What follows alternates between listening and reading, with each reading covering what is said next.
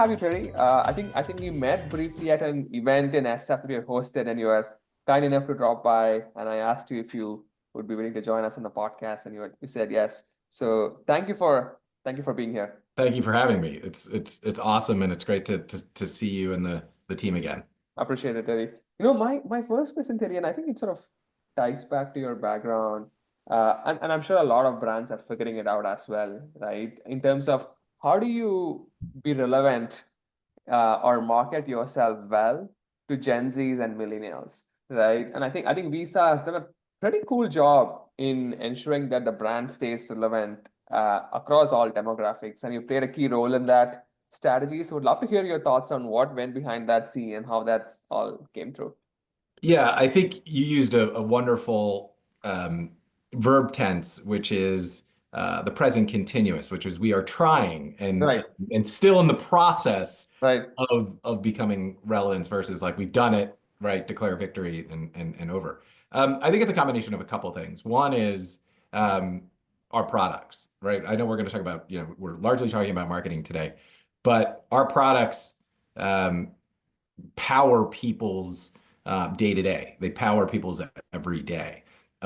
We are ubiquitous in that sense, and so relevancy is is as much a geographical and behavioral based thing as anything else, right? Like right. you use Visa's cards, and that's how you sort of manage through your everyday. So I think that's first and foremost, and we keep iterating and developing products that remove friction and drive convenience for those segments. So the product, right? If you don't have great product that has a Nothing. reason for being, you Right, have nothing. right, I think on the marketing front, some of this is going to be stating the obvious, but so hopefully some of it is a little bit inspirational. One is we're starting to fish where the fish are. right. We are diverting what we would call, discretionary marketing investment away from historical things like linear TV, Mhm. um, at a home, et cetera, and moving it into the social spaces. So TikTok, YouTube, IG, right? Fill in the blank. We do so very sort of cautiously, given we're a heavily regulated Right. industry. But fish where the fish are, divert the investment sort of accordingly. I want to go back to something that I sort of alluded to earlier. I think the big thing, and I know you've talked about it on your handles, is sort of the role of purpose and aligning it to the realities of those generations and those segments. So way back when, let me take you on a history lesson for a second. 60 years ago, 60 plus years ago, when Visa was founded, it was founded on the premise that if we could electronify, digitize payments, that would open up opportunities for everyone, for individuals to progress through their life, through communities, societies, right? The world writ large. That purpose, that ethos hasn't changed, right? Our products have, like we say the world has changed somewhat, but our purpose, e.g., the digitization, the electronification of payments to unlock opportunities to ultimately provide progress for people has stayed the same. Now, Right. what's changed is that progress means different things to different people at different life stages, right? For Gen Z and millennials, we have to be very careful and calibrate the connection between progress and what we do with their realities, right? Just starting off, entering the payment ecosystem, in college, graduating college. And so we've focused a lot of our products, to go back to the beginning, to sort of debit versus credit products. But the messaging of debit and the things that we're doing has to be grounded in their realities, right? If you think about the blueprint of success being defined very differently over the course of generations. If you think about student debt, if you think about the crazy world that we live in, it's really important that we align ourselves to the purpose and progress that we hope to help those segments achieve, but do so in sort of like real ways. I'll give you like one quick case. So we have a campaign, or we had a campaign called Get Made, hashtag Get Made. And it was based on this premise that progress for Gen Z in particular is based on everyday moments, right? We all have like massive aspirations, but everyone's just trying to get through their everyday. Their Right. everyday is fraught with opportunity, peril, etc. And so what we've tried to do is drive this notion that progress through what we do, which is transactions, right? Cardholder transactions, act as catalysts for progress, right? If you can connect this idea of a transaction equals a catalyst for progress, you've sort of hit pay dirt. So we have this Mm, campaign where we go do a bunch of street interviews outside of storefronts, and we interview folks and we say, let's talk about your passion points, what you've just purchased, why you've purchased them, and and how those purchases are helping you on your ambition, and we connect the brand that way. We've done a bunch of really visually stunning vision boards on things like IG, TikTok, et cetera, in addition to podcasts, where we tell these stories using influencers about how a transaction became a catalyst for an ambition. And so we've been really wonderfully grounded in that connection point. So it's about progress relative to who we are as an organization and our ethos attached to sort of the everyday ambitions and realities of Gen Z and great that's success. But again, we're not. This is on a continuum, right. an ever lasting charge for us. It's not something that we're done. That's very helpful, Kareem. And you mentioned one point in this whole discussion about how you guys made a push into different social media channels, right? That's because that's Yeah. where the word you that's where the fish is. You have to fish where the fish is, right? Was was was it a cultural shift that you had to advocate for internally within the company? Because a lot of times, sometimes it's hard to make that push to invest in new channels and sort of think through that. Just want to hear your thoughts on that, please. Yeah, it's a great point. One of the things that you and I were talking about over email was uh, something along the lines of like my 12-year retrospect. But it got me thinking about what life was like when I started Right. versus now. And the reality is, and it was amazing, somewhat sobering, was when I started, we didn't do social media. Mm, We didn't have a data science practice at Visa. We didn't have an ROI model and or one that we believed in. We were very much similar to lots of other brands doing this Henry Ford linear content production, no real-time optimization, DCO didn't exist. None of it existed. right. You fast forward, all of that is now fundamental, foundational to our go-to-market process. Right. So we have robust modeling, ROI, measurement, real-time optimization. We've done a bunch of DCO.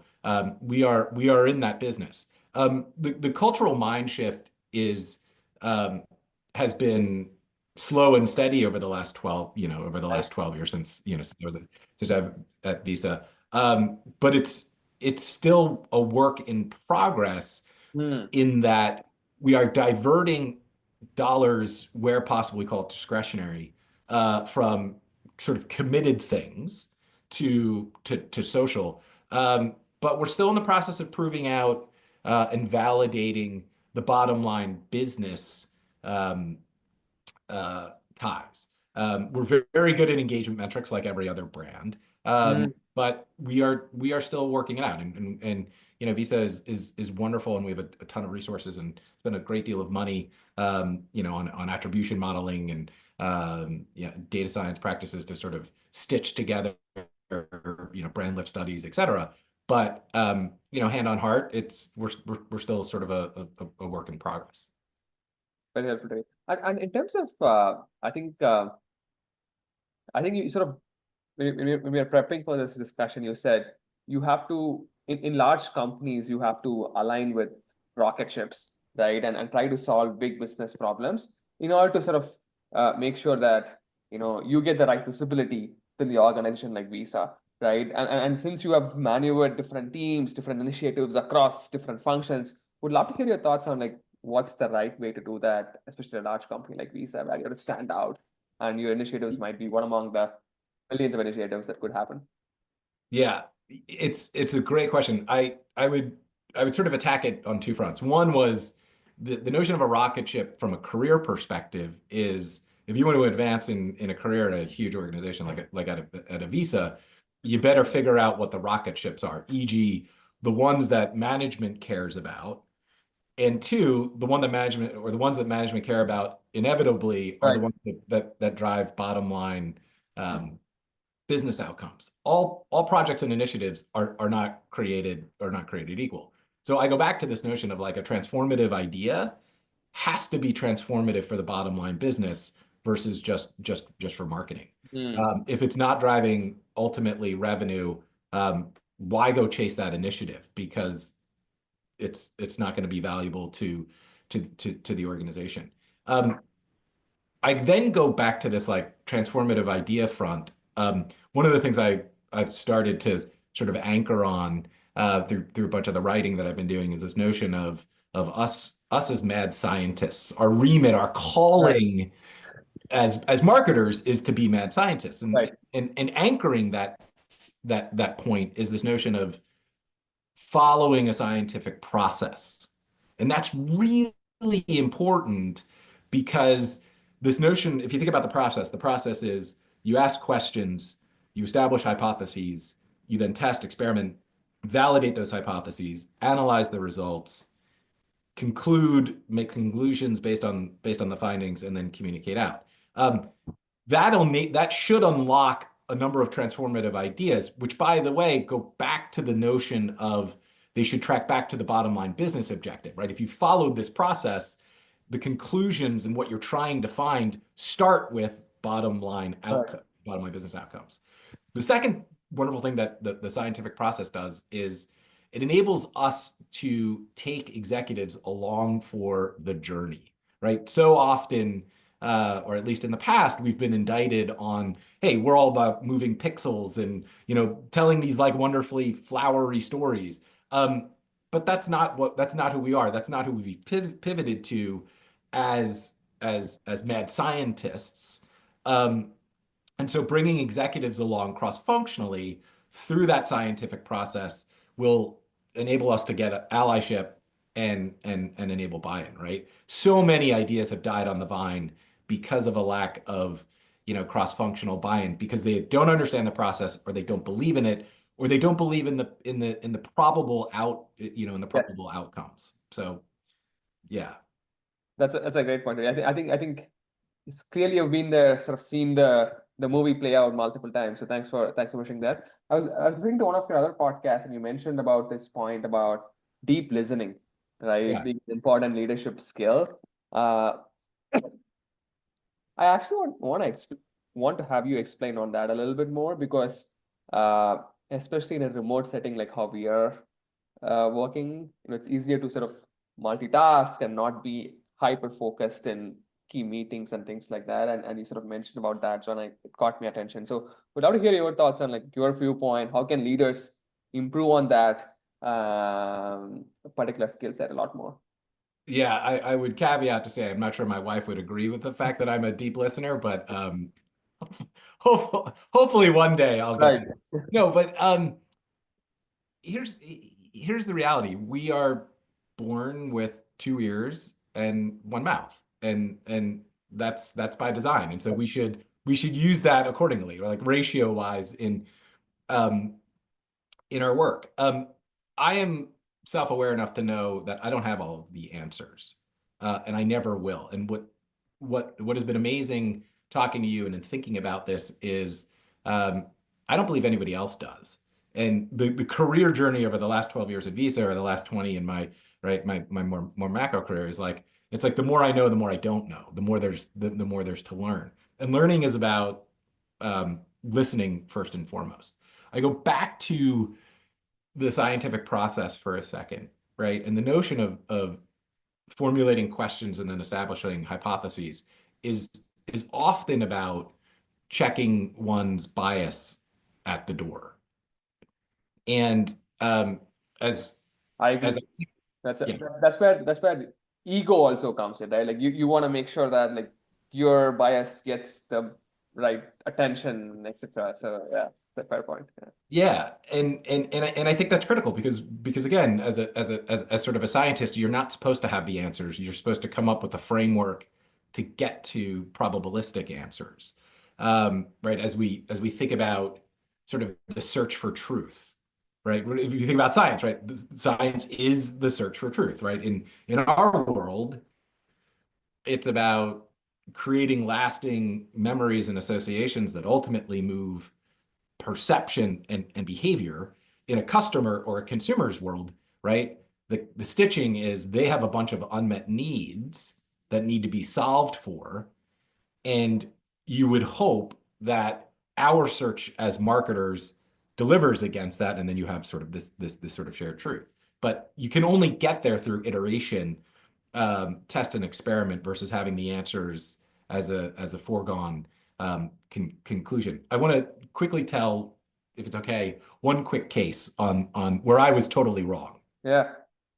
So my ecom team has had part of their remit driving security benefits and features for Visa in the hopes of driving incremental monthly usage of our products, right? All online, building on the Teutonic shift towards online payments that started in COVID and have continued. And they came to me with the agency and said, "Hey, we have this partnership opportunity with Maddie Matheson." So Maddie Matheson is an actor and an entrepreneur and a chef, and he's on this um, amazing show called The Bear on FX. And I think it's in season 3, but it's sort of like captured the zeitgeist. It is a huge show. And they came to me and said, "Hey, we have this partnership idea where we're going to hand over the reins of the brand and let him film a couple of different things relative to this benefit around 500 data checkpoints." Right? Pretty sort of boring, feature, but we're going to put it in this guy's hands, and he's gonna drive it home for us. Wow. So I did some research on Maddie, and I said, "Oof, he seems to be off brand. He seems to be off tone. He's a chef. Uh, this is gonna feel weird coming from him. This message about 500." And I had these biases, and so I asked a ton of questions, and I forced the team to not force the team, but asked the team to come back with some rationale, and they did, and they sold me on it. And here's what they sold me on. One is you're not the target audience. We always have to remember that. Two is it's such the notion of data checkpoints, which are done in milliseconds, by the way. Um, Needs shots in the arm. It needs to be entertaining. It needs to be done in a way that captures people's attention. This guy does all of those things. He's witty. He's funny. He's got sort of a zany take on life, and he's a chef. And so they came up with this notion of a proxy of 500 layers of lasagna. Imagine that, but still seeding this sort of message, but not being sort of overly direct and overt about the message. And I said, okay, we will pilot it. So we spent a couple $100,000, which for us, in the scheme of things, is not a great deal of money. It was less than 5% of the campaign budget. And I thought to myself, well, at the very worst, we'll do it. We'll learn some stuff, but because it's less than 5% of the budget, it'll just get included in the macro reporting back to management. Um, in the best case scenario, it'll serve as a template for how we do things moving forward. And so um, they film a bunch of the content. It comes out exactly as they had hoped. It was zany, it was entertaining, it was breakthrough. Um, and I was totally wrong. Engagement metrics were through the roof. ROI was through the roof. Usage intent, cardholder usage intent, through the roof.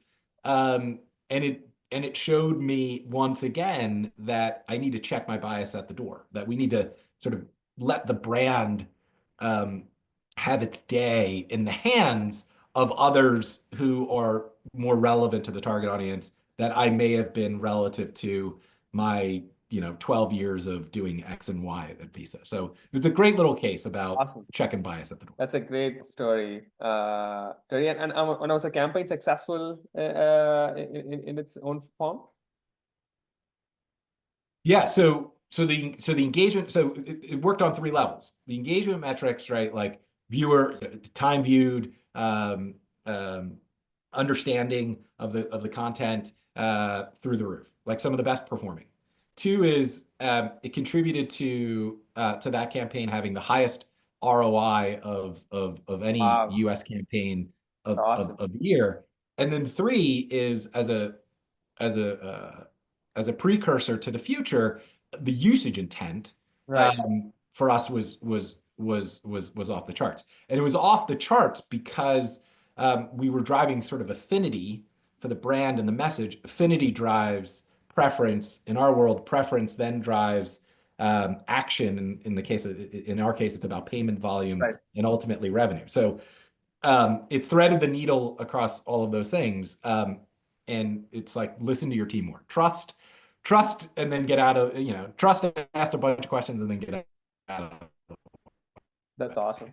Uh, Terry, one thing that you sort of kept mentioning along this topic is the so-called the attention economy, right? There is a lot of Yeah. things happening right now. Sort of the AI generated content is going through the roof, right? And a lot of times you're forced to do things that can help with a short-term pipeline revenue pressure, but doesn't have the long-term impact. Like, what should brands do when the attention is short? People have short attention spans, but you still have to build trust for the long term benefits. What's your take on that one? Yeah, great question.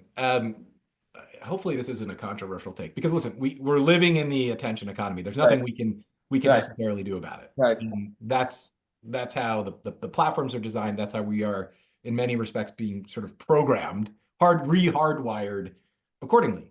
Um, that said, attention could be construed as sort of one of the false gods of marketing. And I right, would I would add somewhat sort of the attribution game and modeling, some of the talking heads that we see all over the ether, and this all laddering to, I think, this argument um, that we are trying to make, though unsuccessfully, that we are in the deterministic business right, as marketers, and we're not. We're in the probabilistic business.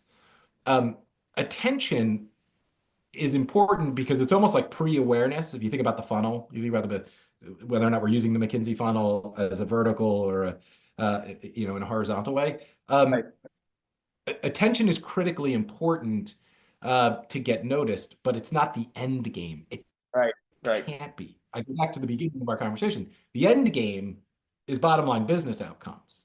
Attention for attention's sake is not an outcome that we should care about. And by the way, that's what's gotten us in the hot water in terms of marketing investment and brand versus performance. right, And how are we able to talk to CFOs and CEOs and colleagues about that? right. It's because we've almost too much focused on attention. I agree. Attention is fleeting.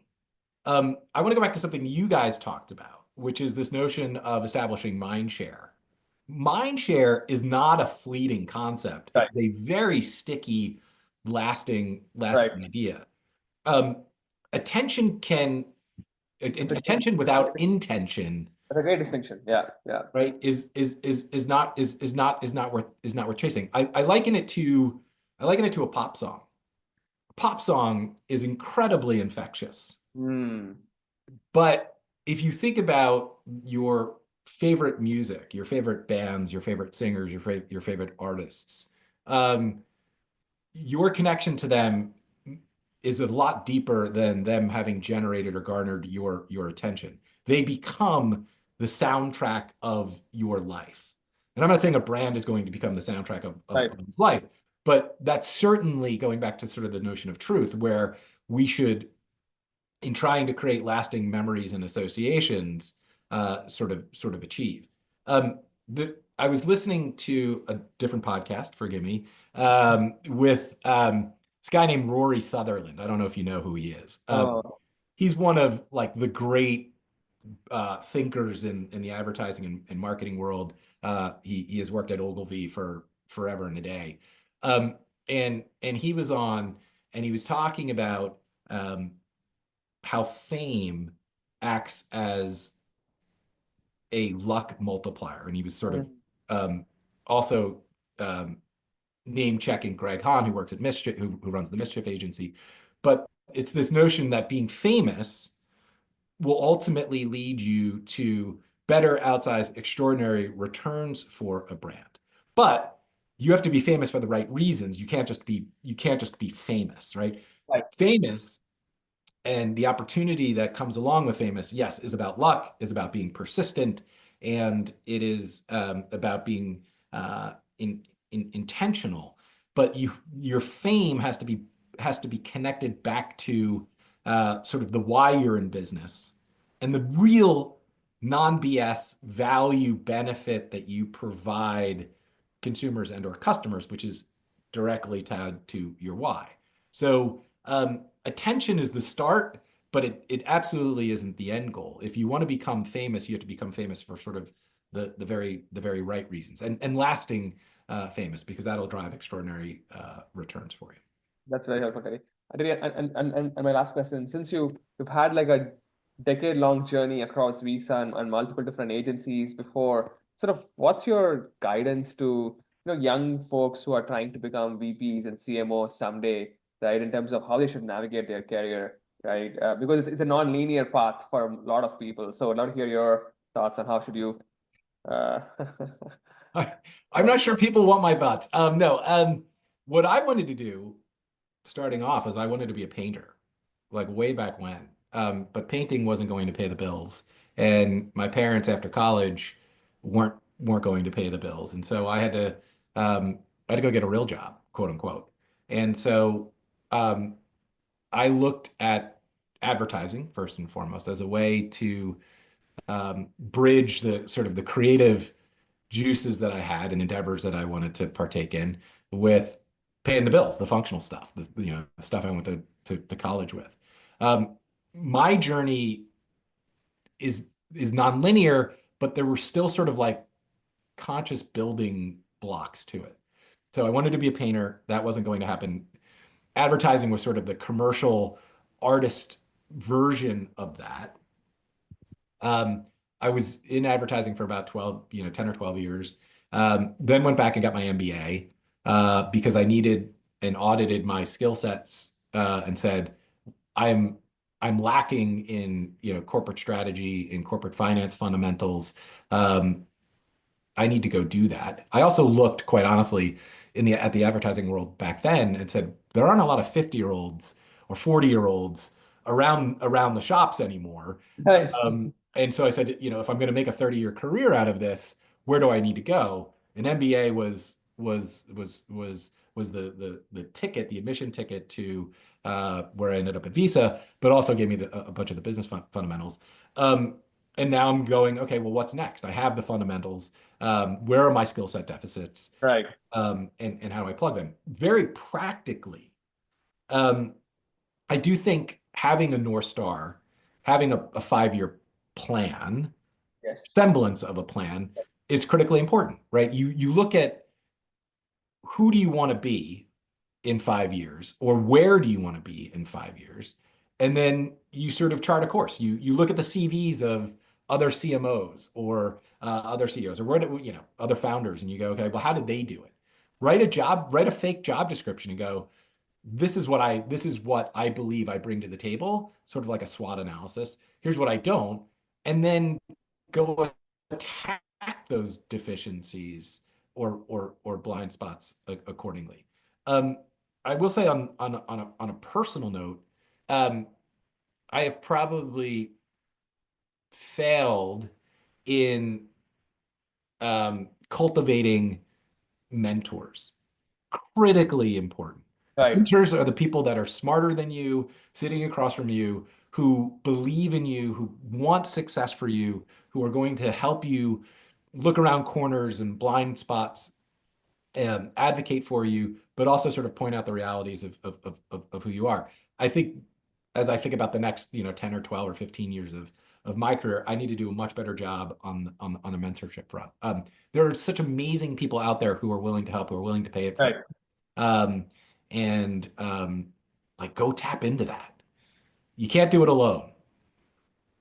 That's a great point, Terry. And I think one other point that you mentioned is mentorship, right? And sometimes I've seen folks get mentors outside the company that they are part of as well, because sometimes they don't want to share like all their ups, highs and lows with someone inside the company. So it's okay to get mentors outside the company as well, right? To your point.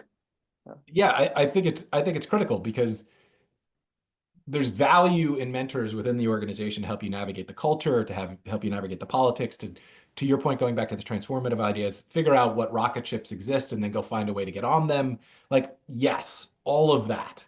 Um, but but it's just one company, and there's a whole industry in your career ecosystem to sort of navigate. So I think it's critical to get folks from outside, particularly ones that you view um, as helping solve for some of the skill set deficits that you may have, or places you want to go that you're unable to figure out sort of the map to get there. 100%, 100%. Today, this has been a productive discussion. Thank you so much for taking the time to do this. We appreciate you taking the time out of your busy day and sort of doing this podcast with us. It's always interesting to hear from an exec who has been in the company for so long, but also has navigated multiple different stakeholders in a large company like Visa. So appreciate you sharing your thoughts today. Oh my gosh, thank you for having me. It's been awesome. Thank you. Thank you.